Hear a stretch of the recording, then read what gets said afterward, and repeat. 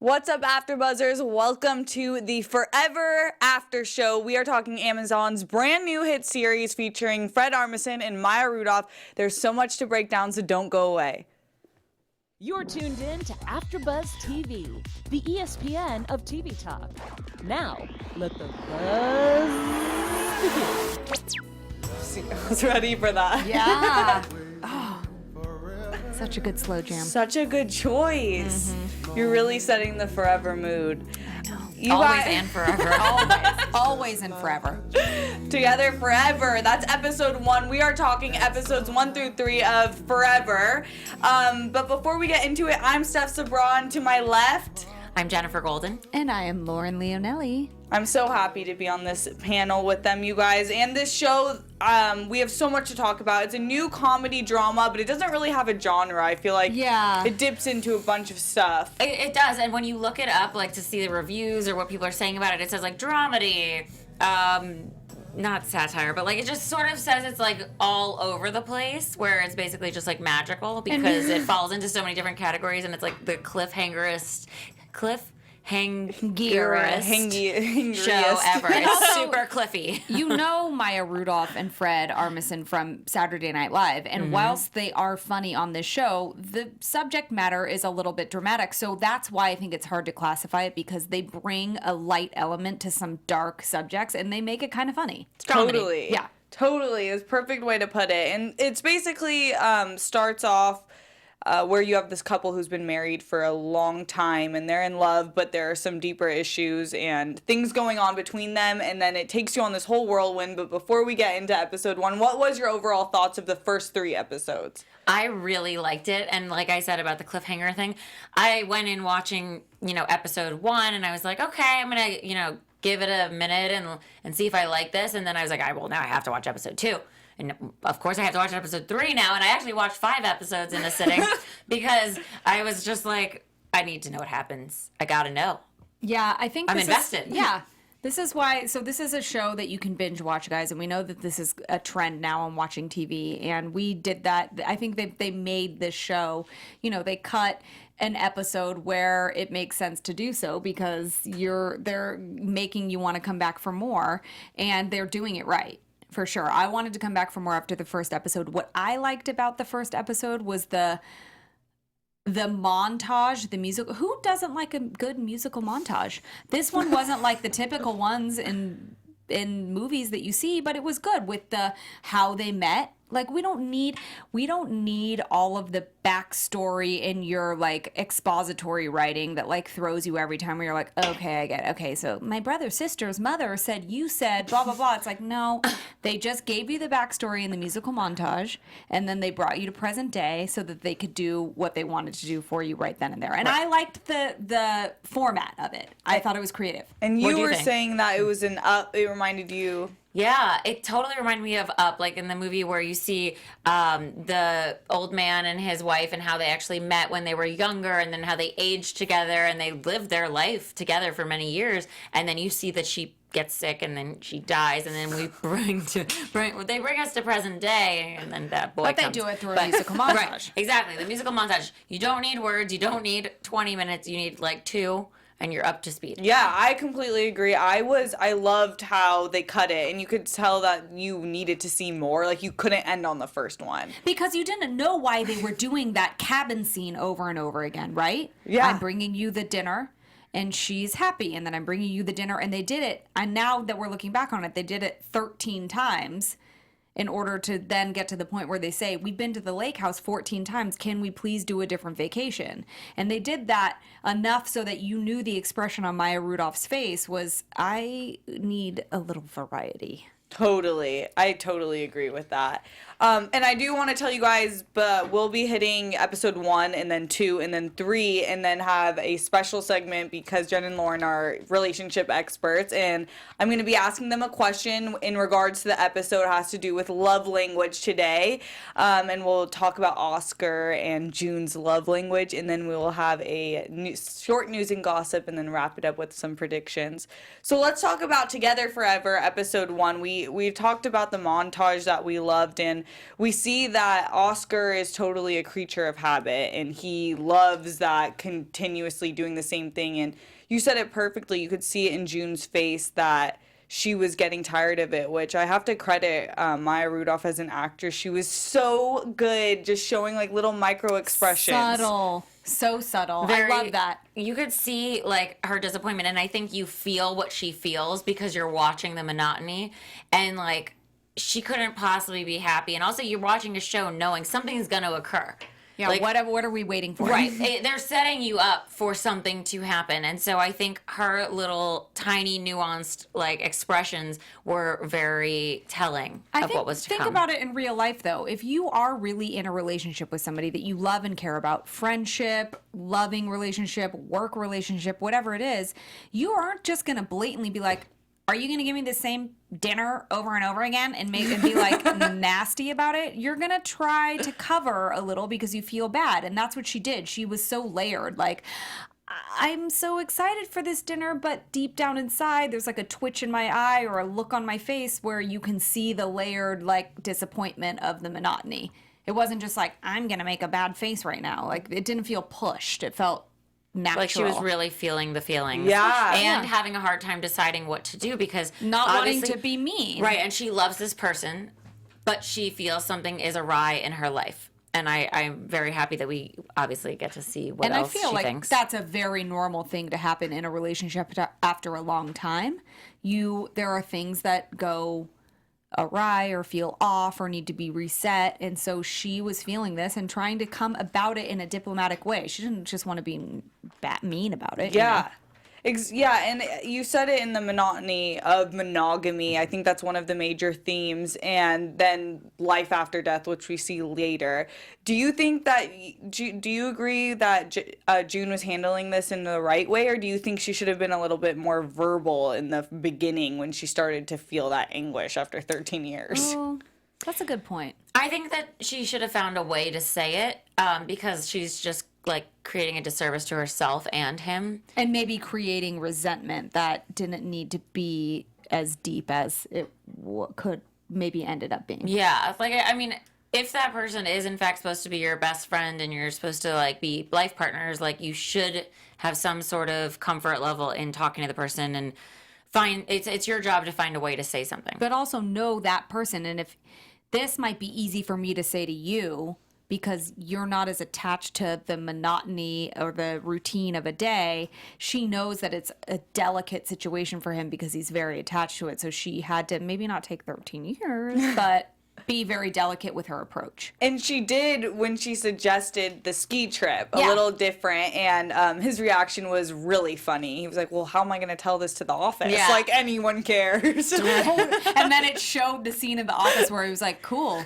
Oh my God, the most boring office of all time. And that's another thing, too. Think about this, guys. Like, you get so in your head about something, right? Like, oh my God, what are other people gonna think? And at the end of the day, like, it's not that big of a deal. Get out of your head, like, take a deep breath, let it go. It's just do the thing. Don't be selfish, but do what makes you happy or what's right for you. And they did that. Yeah, exactly. They needed to go on this ski trip. Well, the ski trip changed everything, guys. but so maybe it was maybe this is where they were it all was meant supposed to be. Yeah. So we could have a second episode. True, because I was wondering where are they going to take this, and I am curious of your guys' opinion. So they're going through the ski. When they get out of the car, I do have to point out that was hilarious So because funny. that's literally me in the cold weather. It's freezing. It's Well, like so if cold. you live in LA, and they do, in the LA region, that it was I think a joke about that too. Like, Yeah. it's cold. You drive 2 hours and you're frozen. And you're like, and you just you have zero tolerance for it. No, Yeah. you're like, what the heck is Yeah. this? Also, you're going on a ski trip, so you should know it's going to be cold. Yeah. But even still, it's intolerable. Right. Yeah. So they finally get into a class. All the classes are booked, and they're in a kiddie class. And of course, they're with like 3 jerk children, and I know that type so well. And Jasper. Yeah, I felt for June in this. Like, what would you have pushed that kid that was talking crap to you? I mean, I would have wanted to, but Yeah, not actually, but all my years of nannying would tell me don't do that. But I mean, yeah, I would. I think they handled it fine. They were like, I think it was funny. Yeah. And I like that she said to him after the fact, like, you know, what would you have done? Like, wouldn't you have wanted to hit him also? And he was like, well, no. And she was like, well, why? You didn't have to go apologize to his father, like, that he should have had her back, basically. Yeah. Like, I Yeah, think she true. was trying to say, like, I need you to be more of, like, a man. Like, I just pushed a kid. Like, you're supposed to support me, not go apologize. And that, I feel like, deeper to Oscar's issues, like his fear of trying new things and that kind of fear of like outstepping these boundaries he's set for himself. So then we see him skiing and it actually seems like he's having a great time. Totally. That yeah. same whimsical music is playing, and we're like, this is amazing. He's really letting go. And then. Well, and it was at the same time that you see her in a bar talking to some guy about to share some spring rolls. Which made me very nervous. Yeah, what did you guys pick up flirting? Yeah. Or kind Yes. of like, you did? I did. This is the thing. We talk about this on our show where we talk about dating and relationships. Listen, on a technical scale, it was innocent, this conversation she was having with the red-haired dude.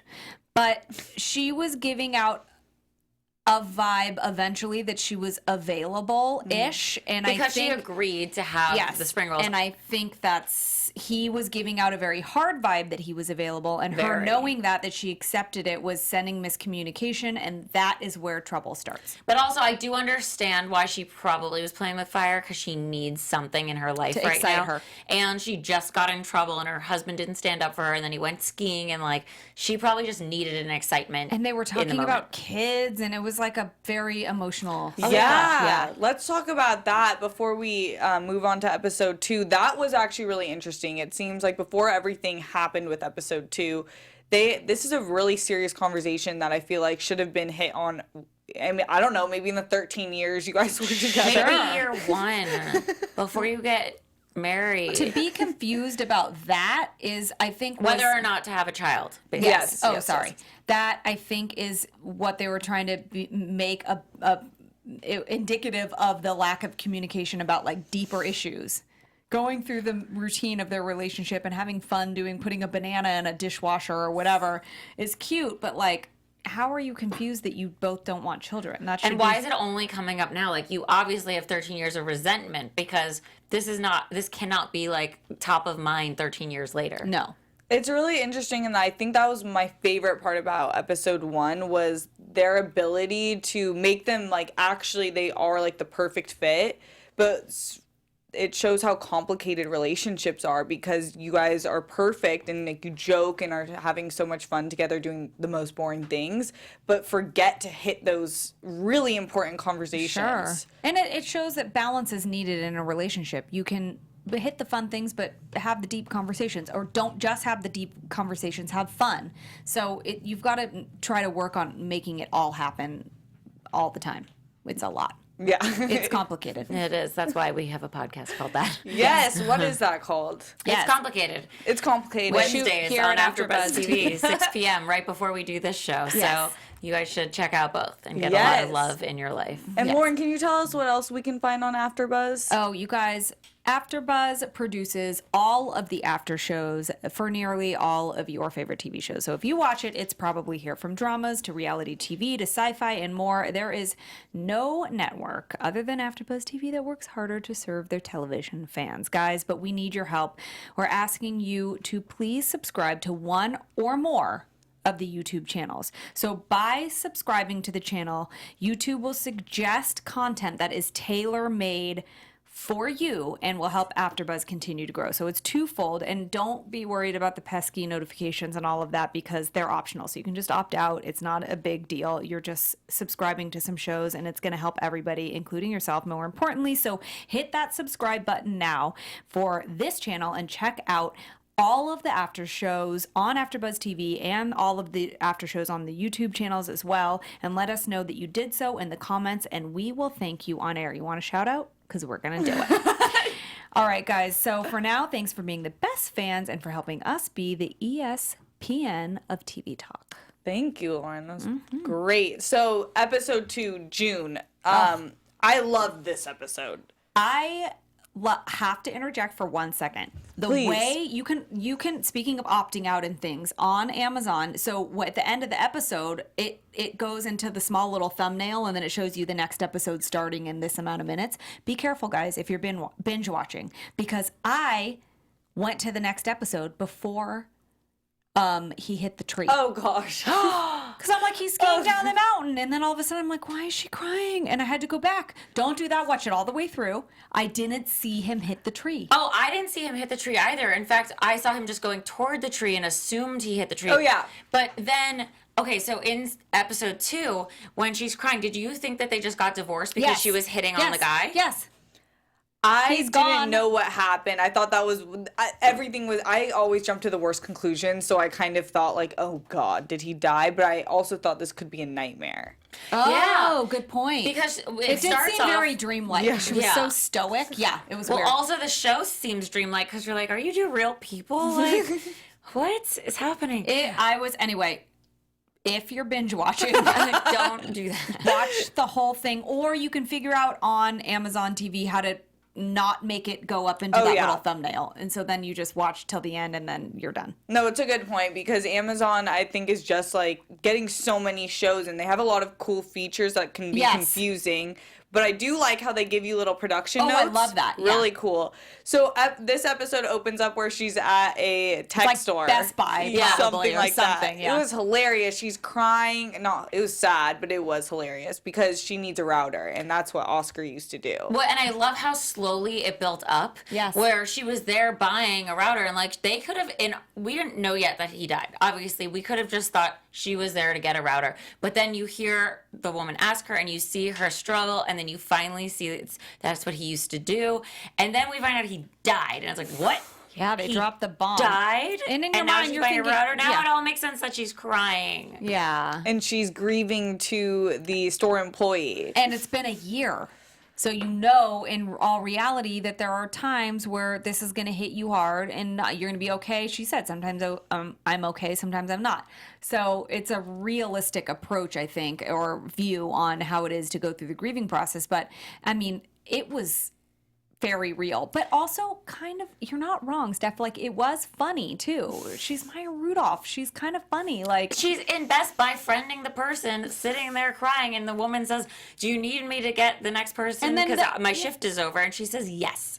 Yes. I'm so glad you brought that up. cute. That was so hilarious. so cute. And the salesperson was like calling the next person, saying, "Okay, I'm going to come explain it to you. Yeah, before you go. I'm let going me to brief explain. you on Yeah. what you're dealing with." Yeah, I would have had to do the same thing. I couldn't say that in front of her. So we go back to her house and she has like cases of wine. She's just binging on her couch. She's a hot mess. Her house is a mess. It's sad. It's really sad. And then we get introduced to her best friend Sharon, who is played by I want to shout her out. Curb Your Enthusiasm. She was on before, I think. Miss, I'm not sure. I don't want to butcher her name. Anyway, she was hilarious. I will find her name. Yes. Yeah, she's a known actress. I So don't know why funny. it's slipping me. But she comes to the rescue. She wants to get her out of this funk and brings her to what she believes is the cure-all, which is the Black Church. And I was like, I want to go to that Black Same. Church. That looked so fun. Same. And of course, Maya Rudolph June is like doing everything wrong. She's like, "Peace be with you.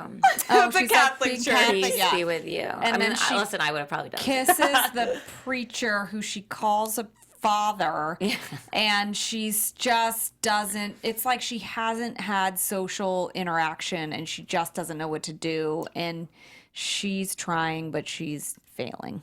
yeah. And they get in a fight.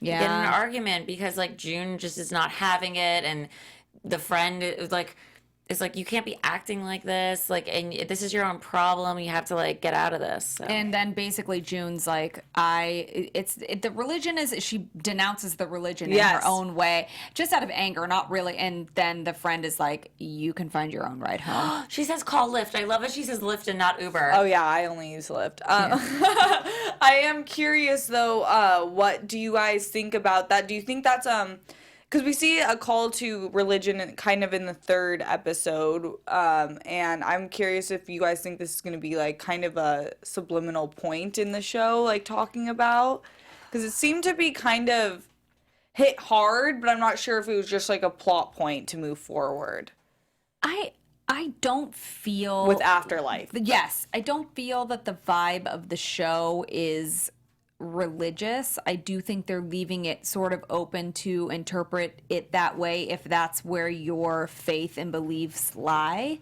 But I feel like the tone of the show and the language of the show and the way they talk about death, and even in the way once it's introduced that they're both dead, the way they talk about that, it's not very traditional. And so I feel like it's veering away from religion, but that it's not present. Yeah. I think it has to be present if you're talking about the afterlife, because otherwise, like, the people that are watching the show that believe in a certain afterlife, or that she could have gone to church or whatever it is, they might have had their beliefs. They have to touch on those things because it does relate.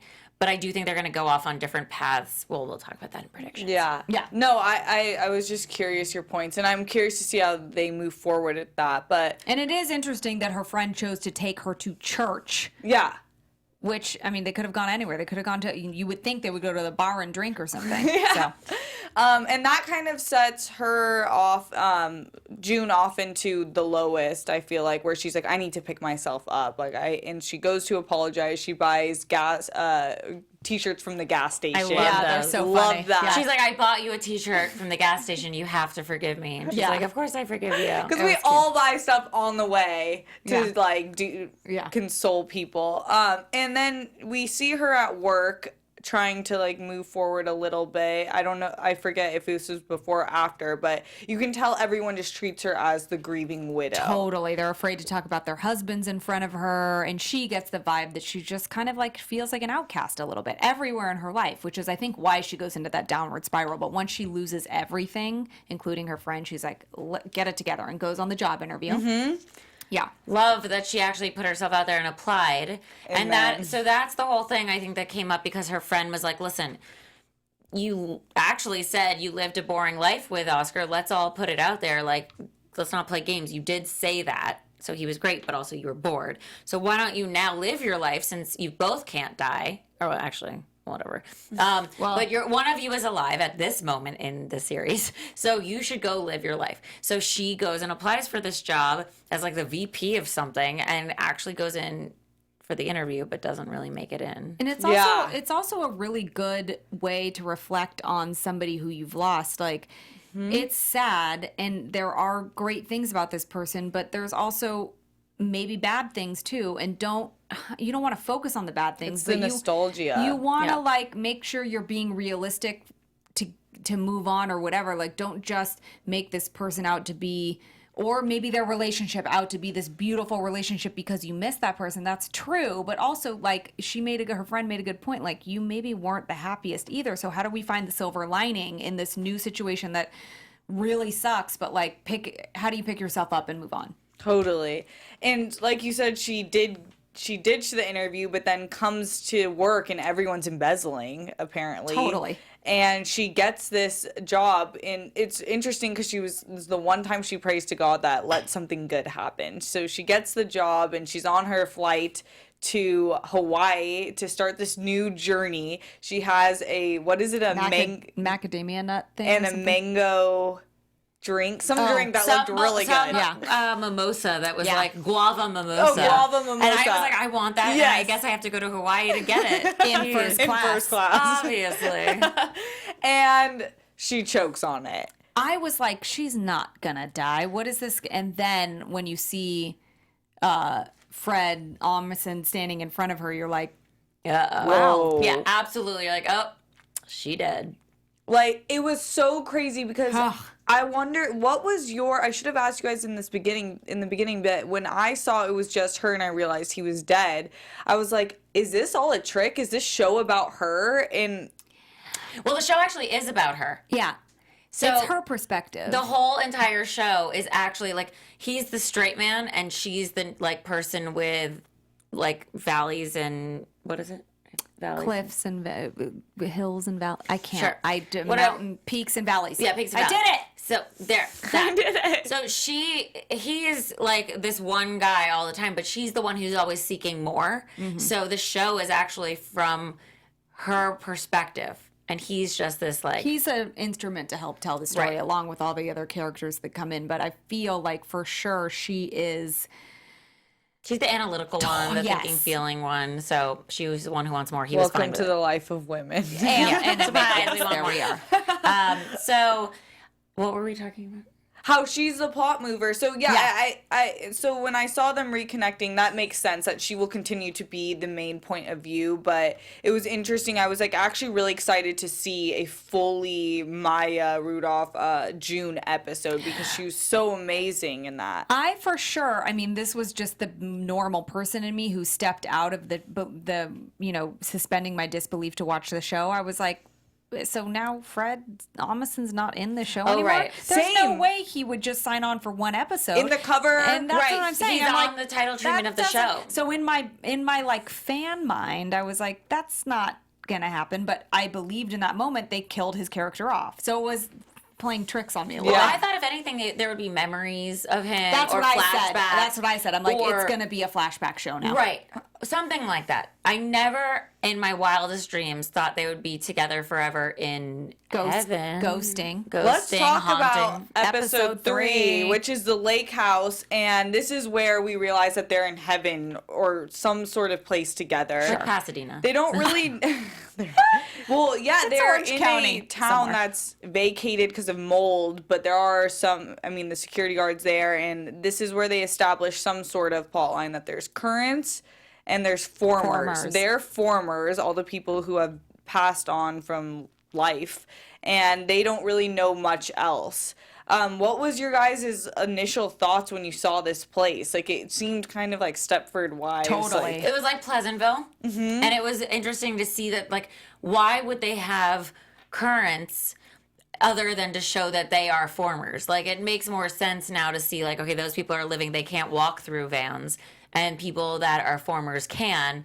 And it almost feels like an old people community, but it's really just people that are not alive. yeah. Yeah. And then there's a fountain, and the further you get from the fountain, the weaker you get, and you could eventually, like, I don't. There's some consequences. Yeah, I it assume. definitely seemed like there was something like, don't go further than here, but like, why would they not want you to leave this community? Because not every dead person is here, so there's got to be more Yeah, to like, the what's this outside community world. about? Yeah. And it seems that June's character is still more connected to the current world or something, because she's still able to she's able to connect with them and able to bring things into the life of the former world that it doesn't seem like anybody else is able to do. Like, she's Yeah. more aware. Let's talk about that. So they find out that the lake house is there now. Because as June comes into this former world, Fred's character, his name is Oscar. I always do this. Oscar keeps saying, yeah, like, here's some oolong tea. This wasn't here till you came. Oh, the lake house just appeared. It's like, maybe that's normal, but maybe she brought all these things, and he's like, you bringing color into my life like you did before. Right. And now they're just dealing with, like, so that's what makes me think that she is, like, more connected to the current world. Yeah. She's like almost like a disruptor. Yeah. Yeah. So I think she's going to. I mean, we'll talk about predictions. Let me not get ahead of myself. I have so much to say. Yeah. But it's really interesting because they go to the lake house with the intentions of being real, like the stereotypical ghosts, which Oscar's new best friend Mark, who's a 58-year-old stuck in a 17-year-old body, wants to help them get out. Well, he didn't want to help, but he eventually helps them to get out. And Push the other family out. But their By haunting intention them. of going to the lake house was to go back to the mundane routine that they always did. And Yes. she's there and she's like, no. you could see in her face that she was already worried. And to your point, there's only like a certain way you can like flick the light on and be like a ghost, like a stereotypical ghost, and you have to put all your energy in the tip of your finger, and she's able to do it so easily. So I'm curious what Mark says it's because it's like, how angry are you? Is that what you guys think it is too, or do you think it's the life? He did say that, and it didn't click with me until now, because she does carry a lot of resentment, I think. But I feel like my first instinct was that she's still connected to the current life. Interesting. I think it is about being angry and the fact that she's like now stuck. Like, she seemed stuck before in their marriage. She seems stuck now in this world. It's like purgatory. Right. Exactly. Well, we might find out that this actually is I purgatory know that's what I versus started to heaven. think. Yeah. Yeah, well, it's interesting because one of the quotes I wrote down was when she first got there, and she's like, "What's the point of all of this?" And then he says, "What was the point before?" So there's really interesting things being discussed in the show. So lightly, though. They just talk about it as though, well, what was the point of it before? Okay, next. What Yeah. was the Next thought. And then they start talking about what's the most comfortable way to sit down. And you're like, okay, I know this might be representative of something deeper, but we're also just talking about how you sit.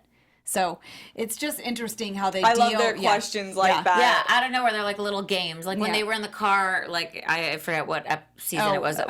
Two. Episode. Two, where one they're or- going I to this. think it was Oh, no, one when they were one. going skiing, where it was like, what was the question?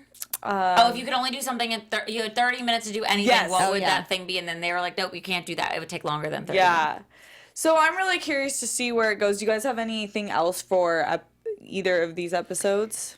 No, I'm very curious to see where it goes, and I did not continue to watch, so I literally Me do either. not know what happened. I'm so excited. I will go back and have to rewatch, obviously. I mean, I was multitasking, so I will watch again anyway. Okay, let's get into our special segment because we have two relationship experts here, Jen and Lauren, and they have their show. So I do want to ask you guys in terms of this show, Oscar and June have very different love languages. And can you guys briefly talk about the 5 love languages and then what you believe each of them, what their love language is individually? Yeah. Okay, well, there's words of affirmation, which is being able to communicate with somebody and tell them how you feel, basically. Yes, acts of service, which is showing somebody that you care through gestures that come forth in an action. There are gifts, where you just give gifts to somebody. Whatever That those sounds gifts bad, may but be. it's not. It's because you want, I don't know. That's. I mean, it might be bad to you because you might be like, I don't want that gift. I want you to give me a hug. But somebody might receive love in gifts, There's physical touch. and then there's quality time. So Wow. yeah, And you guys believe everyone those are it. there are 5, but I think you can overlap. I think you can overlap, and I think you want to receive one, but you speak another.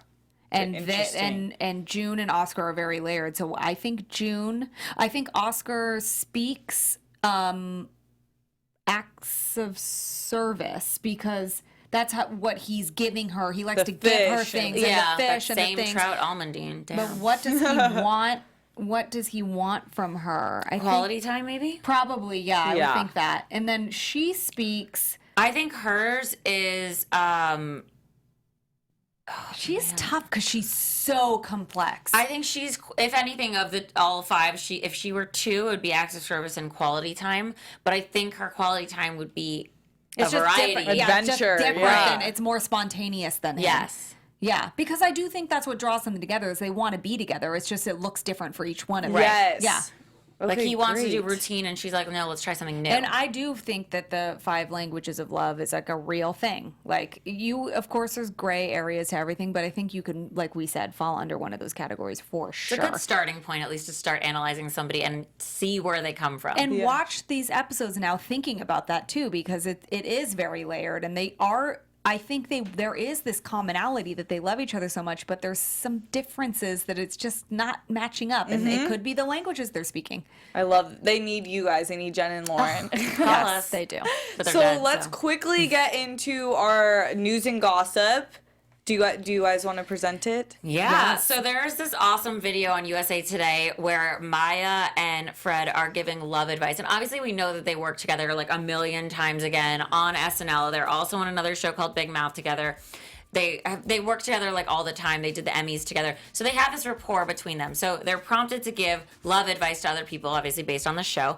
And right off the bat, they're just hysterical. And I think we're going to play maybe This is part of the the clip. clip of the video. I've been married 90 years, so I've got all the tips. You have all the answers, Maya. I do. I have every answer there is to know. First tip, always punch somebody in the face when they wake up in the morning. Because that really wakes them up.